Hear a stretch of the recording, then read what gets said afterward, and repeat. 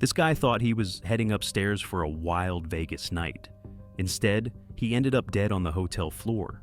What really happened inside room 2836? Las Vegas is a city built on illusion, flashing lights, empty promises, and nights that feel like they'll never end. And for 25-year-old Bryan Altamirano-Solano, this night was supposed to be just that, unforgettable. Bryan wasn't some high roller, he wasn't famous, he wasn't rich. He was just a young guy from Southern California trying to enjoy a weekend in Vegas. Just one more person chasing that neon dream. He checked into Caesar's Palace in May 2023, one of the most iconic hotels on the Strip. Whether he came for a vacation, a party, or just a break from life, no one could have known it would be the last night of his life. To anyone passing by, Bryan probably looked like just another tourist. He wasn't in trouble. He didn't have enemies. He had no idea that the people he was about to meet had other plans. By the early hours of May 15th, 2023, Bryan had met two women outside the hotel, two strangers. Erica Covington and Ariana Taylor. They were around his age, friendly, flirty, and from what we know, the three of them made plans to go upstairs, to room 2836. What happened next would never be fully captured on camera, but what police discovered in that room would unravel a deadly setup that left one man dead and two women facing decades behind bars. The three of them took the elevator up to the 28th floor, room 2836. That's where they were headed.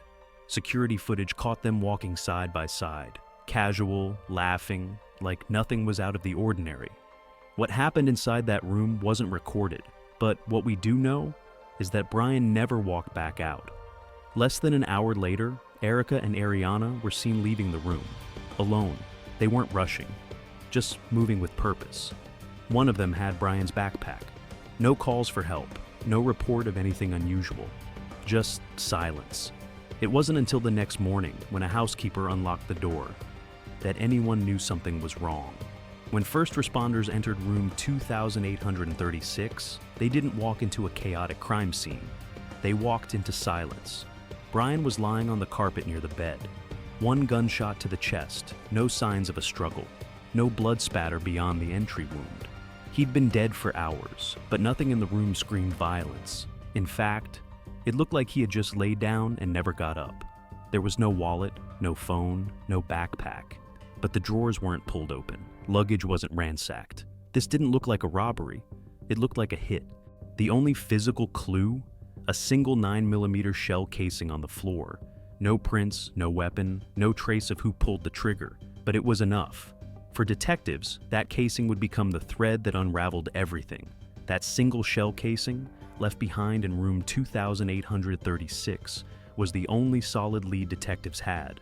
No gun, no fingerprints, but the casing was entered into a national ballistics database. Days later, it pinged. The casing matched one used in a separate investigation involving 20-year-old Ariana Taylor. Now, police had a name, and once they had that, the rest started falling into place. They pulled the surveillance footage from the hotel. Frame by frame, they matched the faces of the two women leaving Bryan's room to Ariana and her cousin, Erica Covington. Social media helped confirm it. Clothing, hairstyles, even tattoos, everything aligned. Within days, both women were in custody. They didn't resist, they didn't run, and under questioning, they said nothing. But the evidence spoke loud enough. In November 2024, Erica Covington and Ariana Taylor were officially charged with second-degree murder and robbery with a deadly weapon. Facing overwhelming evidence, from surveillance to ballistics, they accepted a plea deal. There would be no trial, no cross-examinations, just a sentencing hearing and a chance for the families to speak. Bryan's father stood before the court and spoke directly to the two young women. It wasn't enough just taking his belongings, he said. They had to kill him. Erica offered a statement of her own. She said she was sorry, that she never meant for it to happen. I genuinely apologize for the grief and the pain that has been brought upon you guys' family. But apologies couldn't change what had already been done.